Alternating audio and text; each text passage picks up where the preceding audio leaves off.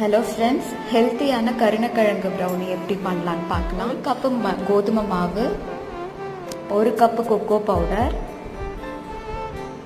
1 spoon baking powder, 1 cup நாட்டு சர்க்கரை, உப்பு 1 சிட்டிகை, 1 முட்டை, 1 ஸ்பூன் வெனிலா எசன்ஸ் நல்லா மிக்ஸ் பண்ணி விட்டுட்டு தேவையான அளவு பட்டர், 1/4 டம்ளர் பால் சேர்த்து நல்லா கலக்கிட்டு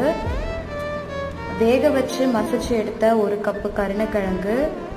ஆட் பண்ணி நல்லா கலக்கி லம்ஸ் இல்லாமல் எடுத்துட்டு பேக்கிங் பேனில்